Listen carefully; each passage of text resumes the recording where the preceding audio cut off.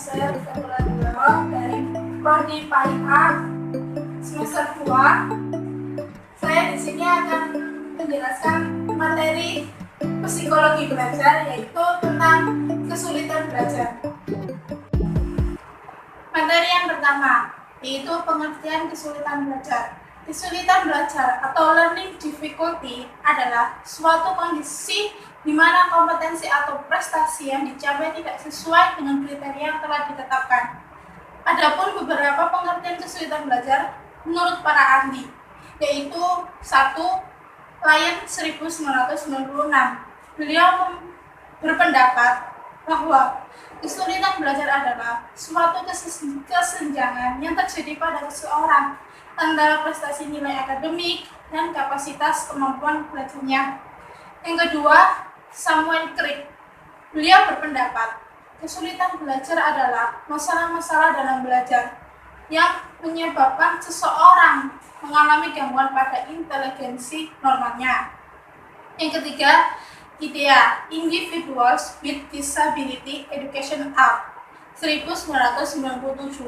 Menurutnya, kesulitan belajar adalah suatu proses gangguan pada seseorang yang disebabkan kurangnya pemahaman atau penggunaan bahasa baik secara lisan maupun pada tulisan.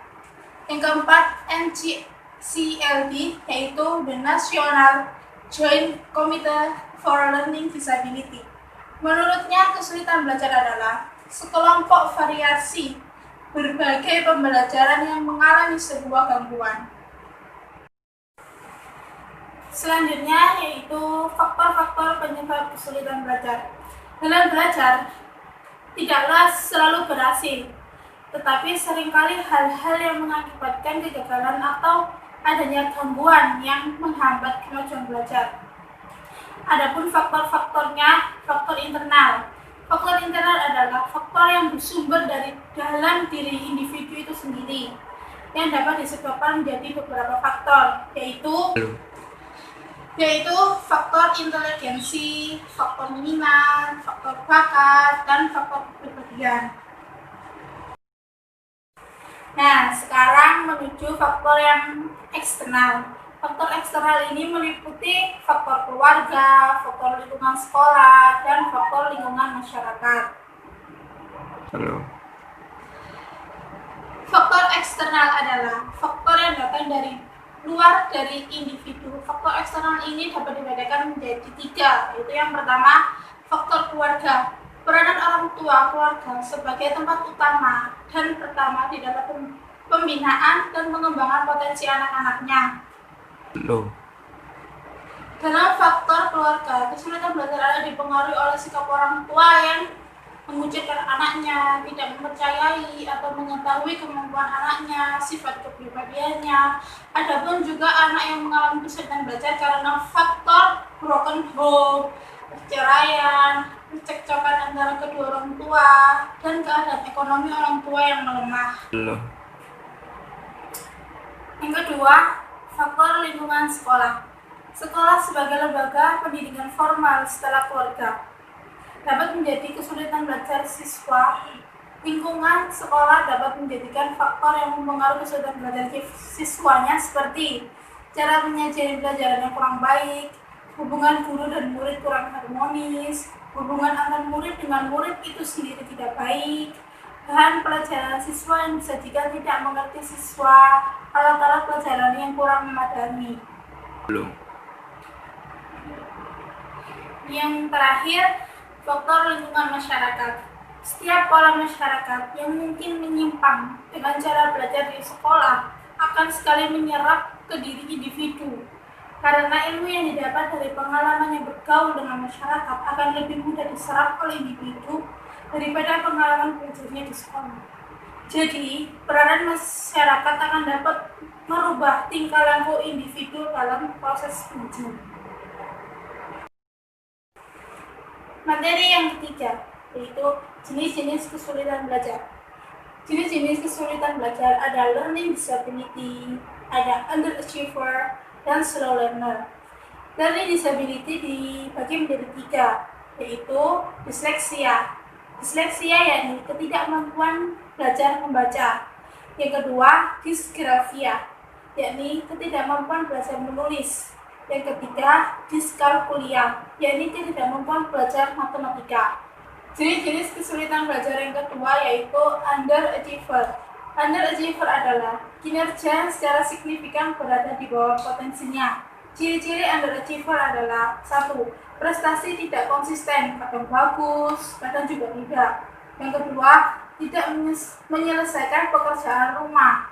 Yang ketiga, rendah diri. Dan yang keempat, takut gagal atau tidak sukses. Yang kelima, takut menghadapi ulangan. Jenis-jenis kesulitan belajar yang ketiga, slow learner.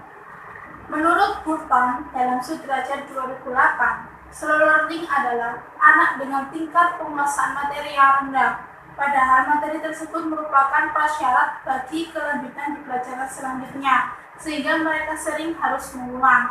Ciri-ciri slow learning yaitu 1. Fungsi kemampuan di bawah rata-rata pada umumnya. 2. Memiliki keunggulan dalam kemampuan menjalin hubungan intrapersonal.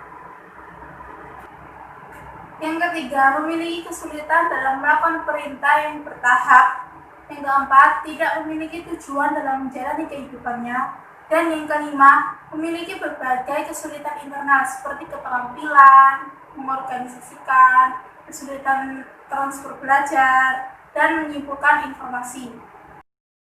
Mengenali anak yang mengalami kesulitan belajar. 1. Menunjukkan prestasi yang rendah di bawah rata-rata nilai yang dicapai oleh kelompok anak didik di kelas. 2. Hasil belajar yang didapat tidak seimbang dengan usaha yang dilakukan. Yang ketiga, anak didik lambat dalam mengerjakan tugas-tugas belajar. Yang keempat, anak didik menunjukkan sikap kurang wajar, seperti acuh tak acuh, berpura-pura, mudah tersinggung, dan sebagainya. Dan yang kelima, anak didik menunjukkan tingkah laku yang tidak seperti biasanya ditujukan kepada orang lain. Yang keenam, anak didik tergolong memiliki IQ yang tinggi, yang secara potensial mereka seharusnya meraih prestasi belajar yang tinggi, tetapi kenyataannya mereka mendapatkan prestasi yang rendah. Dan masalah dalam kesulitan belajar. Tindakan-tindakan untuk mengatasi kesulitan belajar antara lain: 1. Para pendidik, terutama orang tua dan para guru, supaya memberikan perhatian cukup kepada anak didiknya. Kedua, para guru, bila mengetahui siswanya tidak dapat mengikuti pelajaran di sekolah, segera memberitahukan kepada orang tuanya. Yang ketiga, membentuk suatu tim ahli di sekolah, hingga anak-anak, para guru, dan orang tua siswa secara teratur dapat berkonsultasi. Yang keempat, untuk kasus anak yang menghadapi masalah kurang kematangan fisik, mental, atau emosi, ia harus mengikuti remedial teaching. Anak memperoleh latihan-latihan khusus sesuai kelemahan yang ada. Yang kelima, untuk kasus anak yang menghadapi hambatan fisik atau kelainan, ia harus memperoleh pemeriksaan atau pengobatan dari seorang dokter, dan bila perlu menggunakan alat serta memperoleh latihan-latihan.